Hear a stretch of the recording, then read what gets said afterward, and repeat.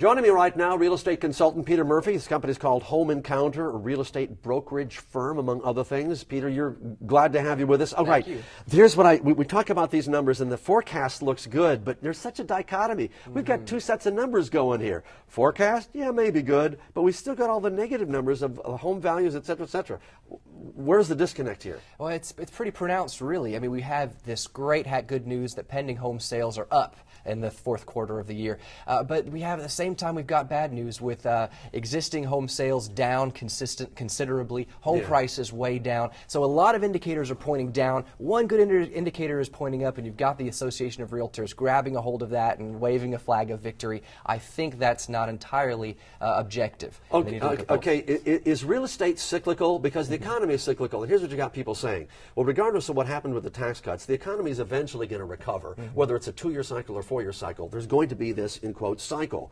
Is there a cycle for real estate as well? Yeah, to a degree there is, certainly. If we have a bunch of people who buy a home this year and it eats up all the future home buyers for the next couple of years, we're certainly going to see a dip in home sales before an increase for those people who come back into the market. The problem is though, have we set the stage for that cycle to come back again? And do we have enough promising statistics out there to make it easy for people to buy in the future? And that may be questioned. Do we still have the backlog of homes and existing homes and newer homes that's still on the market that we need to clear out? We do. We've still got a considerable amount of inventory on the market, about 8 to 10 months, depending on what indicators you look at, of homes available for sale on the market right now. And what about the condo market? Same. Condo market, we have as many homes as ever, maybe more, maybe a larger shadow inventory in the condo market because so many condos are in foreclosure and pre-foreclosure. A higher number proportionately than the number of homes. Okay, there's a lot of psychology, as you know, that goes into when people buy homes and stuff. And you said the Realtors Association is trying to grab onto that positive news.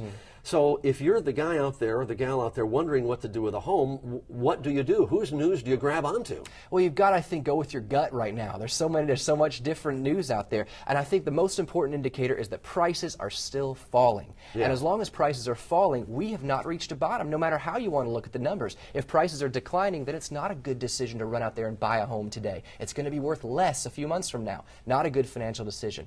Okay, I talked to a big mortgage guy who's dealing in, $100 million loans and that kind of stuff, still telling me that the money is still tight. It's still hard to come by for homes. It is hard to come by. Banks still have slightly higher standards than they used to have for approving people for mortgages. They are looking at you having a larger portion of money in the bank. They want to see a larger amount of savings in the bank, a higher income. They want to see more job security, that you've had a job for a long amount of time. They want to see a higher credit score. So if you've had any adverse effects of this recession in your past, then it's harder for you to buy a home right now. Yet in reality, shouldn't they have been doing this before? Because you don't want to get people into homes they can't afford. That's how we got into trouble in the first place. Right. This should have been their standard for years, but it isn't. And so it is causing the market a little bit of uneasiness because now we have these harder standards and everyone's suffering because of that. But it's the way it probably should have been. Into 2011, we're talking about bankruptcy, short sales.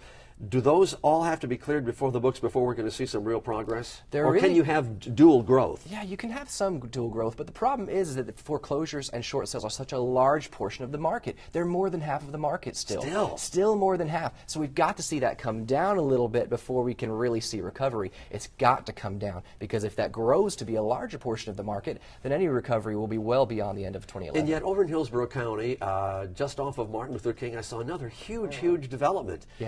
Going up. Who's going to go into those developments? Well, builders are giving away some good incentives right now. They're trying to attract people to their newer product. They're saying that new home is nicer than that foreclosed home, and they're right. Some people want a new house and will spend a lot of money to buy one. So it's certainly a market segment that wants a new product. Okay, we talked about the prediction. Hopefully 2011 is going to be a good year.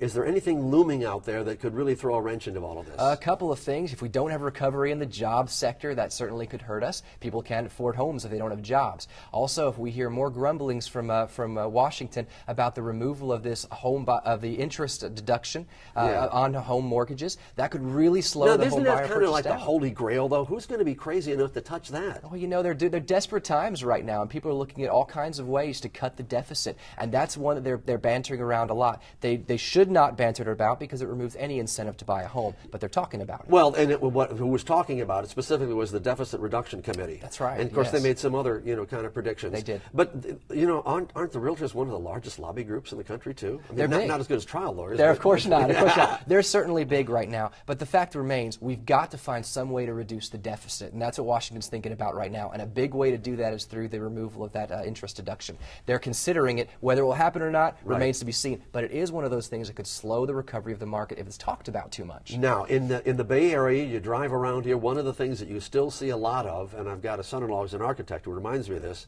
all that commercial real estate that is empty.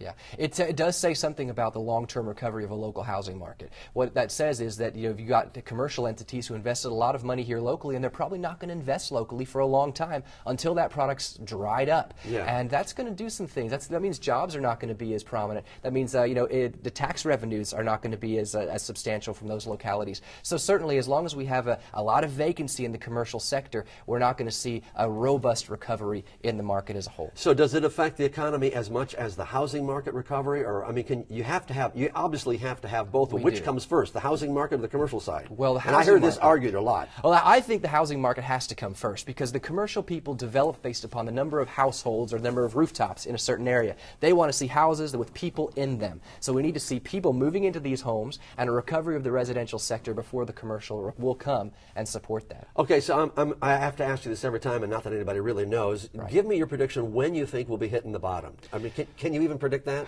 We try a lot, and I really think it's going to be toward the end of this year, if at all in 2011. Right. And it's just because we still have such a substantial portion of the market in distress, and prices are still falling. Those two things have got to stop. We need to see a baseline on the reduction of prices. We need to see a drying up of short sales and foreclosures. So we hope it gets better, but just hang in there, folks. Maybe not the time to buy quite yet. Peter Murphy, always great insight. Thank you for joining us. Thank you.